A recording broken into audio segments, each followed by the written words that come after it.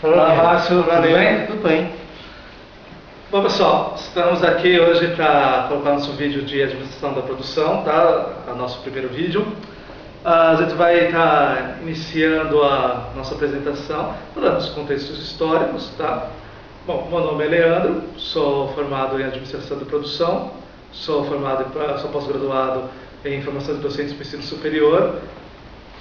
Bom, eu sou Márcio Mastrello, sou técnico em contabilidade e também sou formado em administração geral.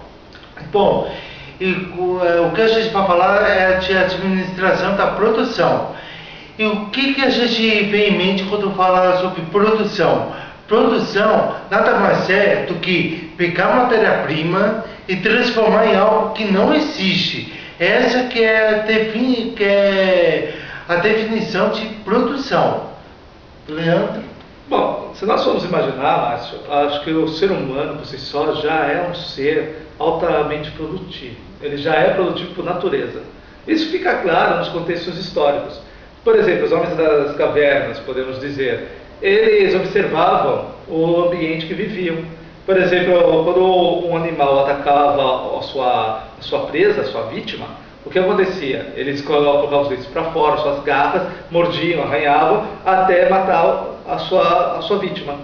E o ser humano, percebendo o formato desses dentes, dessas presas, eles começaram a pensar que se objetos de similar forma poderiam também estar ajudando eles a abater os animais e poder estar se alimentando. Percebendo que alguns animais de menor porte, como os lobos, atacavam em matilha, em grupos, ele percebeu que ele sozinho era suficiente para, de repente, matar um animal de maior porte. Então, o ser humano, dada a sua fragilidade, ele já se tornou um ser social naquele período. E, dada a necessidade, eles começaram a perceber que caçando em grupo teria um maior êxito. A única questão que mais dificultava na época para dizer que o ser humano vivia numa sociedade é o contexto de sociedade. Isso por quê? A maior dificuldade de ser social é criar uma cidade, um grupo, uma tribo, uma comunidade. E isso era difícil porque o ser humano ele não tinha ainda a inteligência para perceber para administrar os recursos naturais. Então o que acontecia? Ele tinha que correr atrás dos animais, ele tinha que correr atrás dos frutos que ele queria, ele tinha que ir até o rio, ele não tinha a viabilidade que temos hoje, por exemplo. Então como que aconteceu? O ser humano, sendo muito observador, ele conseguiu ver as formas de atacar os animais e as formas de abater o seu alimento. Percebeu que de repente ele deixava cair uma muda em alguma área que não tinha planta, e de repente surgia a planta, ele percebeu que essa era a forma correta de ter. Se jogasse a semente em determinados lugares, em determinados períodos, a semente iria germinar e com isso ele iria conseguir colher esses frutos. Foi a partir daí que o ser humano começou a dominar a agricultura, percebendo as questões naturais e o envolvimento, o preparo da terra e o que isso gerava o alimento, que isso iria impactar na geração agrícola, na geração de produtos para ele sobreviver. Outro fator crucial para o ser humano ter realmente conseguido formar o que nós chamamos de sociedade foi a capacidade de domesticar animais para facilitar alguns tipos de tarefa, transportar alguns tipos de alimento e também, lógico, maneiras de conservar o alimento com o decorrer do tempo também foram surgindo, tá? Claro que tudo isso facilitou o ser humano conseguir realmente formar as primeiras civilizações. Certo. E o grande hub dessa produção surgiu com a Revolução Industrial, que aconteceu no final do século XIX e no começo do século XX. Nessa Revolução Industrial que o homem começou a trabalhar, a sair do campo rural para ir nas cidades para trabalhar em fábricas. E a gente também um grande teórico que escreveu sobre a produção foi Adam Smith. Ele falava que uma pessoa trabalhando numa lente de montagem, um grupo de pessoas trabalhando num determinado segmento produziam mais coisas em menos tempo e com menos esforços. Ele tem o Adam Smith, um exemplo de alfinetes. Um homem sozinho, para fazer uma quantidade de alfinete, ele iria demorar um tempo enorme para realizá-lo. Numa linha de produção, quando cada pessoa fosse uma determinada área, um determinado pedaço da produção, a quantidade de alfinetes que iriam sair seria muito maior, com menor custo, com menor esforço e com melhor qualidade. E isso foi um grande exemplo que o Adam Smith deu referente à Revolução Industrial. Eu gostaria de saber se você tem outros exemplos de outros teóricos, Leandro. Claro, tenho sim, Márcio. Outros teóricos que também se basaram até no próprio Adam Smith foi Taylor e Fayol, né? E também o próprio Henry Ford. Passando para o Taylor ele fez um estudo de tempo de movimentação. Ou seja, a primeira ideia similar a um layout, porque ele estava querendo saber qual que era o movimento exato que eu teria que fazer para pegar determinada peça, encaixar em determinada peça, para poder fazer determinado produto. E ele estudou esse tempo. E qual seria a melhor forma desses produtos estarem dispostos para mim, para que eu pudesse realmente executar essa tarefa sem desperdiçar meu tempo. Já fora, Henry Fayol ele fez a departamentalização. A departamentalização, ela ajudou em quê? Na organização estrutural. A primeira ideia de repente, organograma podemos ter. Ele colocou as pessoas com a maior expertise em determinadas áreas, liderando essas equipes, essas outras pessoas, para produzir o bem em questão. Mas o único entre eles que conseguiu colocar realmente todos esses conceitos, tanto de Adam Smith, quanto os conceitos mais focados de Henry Fayol e do próprio Taylor, foi Henry Ford. Henry Ford criou a sua primeira linha de montagem, né, se embasando, inclusive, na época dos tempos modernos. Certo, e também o fator humano que deixou de lado, né? Porque no próprio filme em tempos modernos, o Chaplin no começo do filme mostrava toda aquela parte de produção, que ele saía tudo torto, né, Leandro? Exatamente. Então você já pensou, Márcio, como seria o fator humano nessa época? Quer dizer, as pessoas, além de terem uma carga horária extremamente alta, a produção ser muito braçal, com poucos recursos tecnológicos para poder levantar peso, diminuir peso, movimentar material e ainda repetição exaustiva, foi quando um estudioso, tentando aumentar a produção e não preocupado com os fatores humanos, começou a fazer uma certa pesquisa em Hunterton. O seu nome era George Elton Mayo, e ele percebeu, ele estava estudando o impacto da iluminação na produção. E sabe o que ele descobriu com essa teoria? Ele acabou percebendo que haviam grupos formais e informais na empresa. Ele percebeu também que as pessoas aumentavam a produção quando a luz ficava mais forte, não porque a luz interferia no trabalho, mas sim porque inconscientemente elas pensavam que estavam sendo observadas naquele período e não estavam sendo observadas no período em que a luz estava fraca. Então ele começou a perceber com isso o quanto existe o fator humano dentro da organização, que era impossível criar uma empresa sem pessoas e que essas pessoas não poderiam ser tratadas dessa forma, como maquinário, e que tem algum fator lá, o fator humano, tinha impacto, embora ele ainda não tivesse feito um estudo do que eram os fatores humanos que impactavam. Isso foi outros teóricos. Você saberia citar qual foi um dos teóricos que impactou, que focou o ser humano mesmo nessa questão? Um dos teóricos foi Maslow.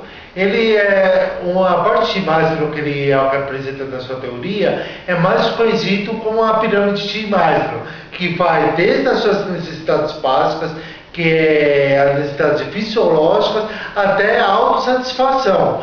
E que toda necessidade fisiológica até a autossatisfação, e tinha outras etapas, que é fator de segurança, fator social, até chegar ao topo, Só que isso só funcionava apenas na teoria, que a teoria é perfeita.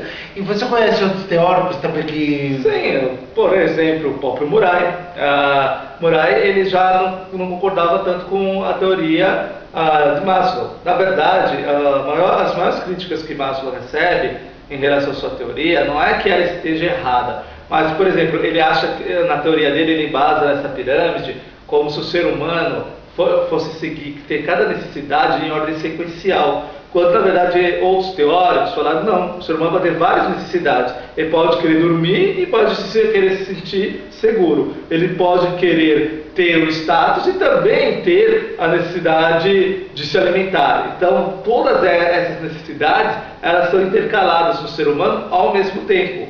E outros teóricos que fundaram as demais teorias, como MacGregor, que criou a teoria XY, que na verdade ela enfatiza o caráter bom do ser humano, enfatiza que o ser humano é um ser extremamente dedicado, um ser assim, que gosta de trabalhar, e outro que, na verdade, o ser humano é preguiçoso, só trabalha se for na base do chicote, na base do ordenamento, na base da supervisão e do medo.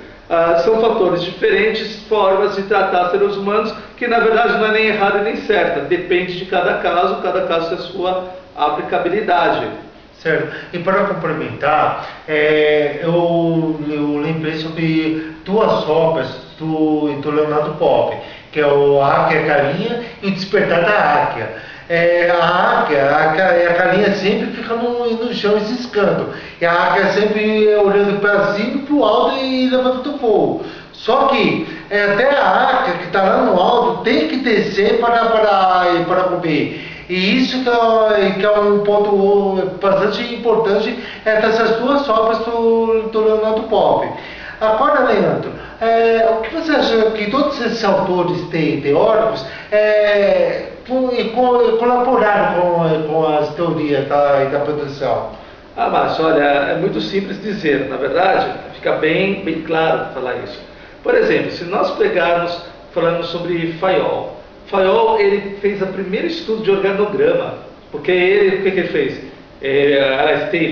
Taylor ele fez o primeiro estudo de organograma. Ele percebeu o tempo que demorava para determinada execução de tarefa e o que deveria estar disposto naquele layout para ele poder produzir melhor. Já Fayol criou a departamentalização. Hoje temos departamentos das empresas que cada um é focado numa área. Um é só de produção, na compra de insumos para produzir, a questão de análise de demanda, análise de mercado, produtividade, custos, e tudo isso se integra na empresa como um organismo vivo.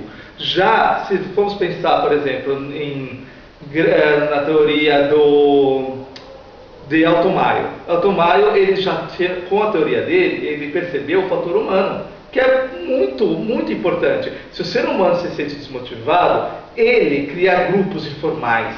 Esses grupos informais desmotivados, imagina o impacto que causa numa organização, uma pessoa falando mal da empresa, uma pessoa desmotivando a outra. É como uma laranja podre no meio de outras laranjas de bom estado. Ela acaba contaminando os demais com a sua falta de empenho, a sua falta de interesse, acaba sendo visto como um mau exemplo na organização. E se fosse falar de Ford ele simplesmente pegou todas as teorias e juntou a sua fábrica, criando a primeira linha de montagem na prática, e lógico, com isso houve grandes mudanças no comportamento dos indivíduos, e isso aumentou muito a produção.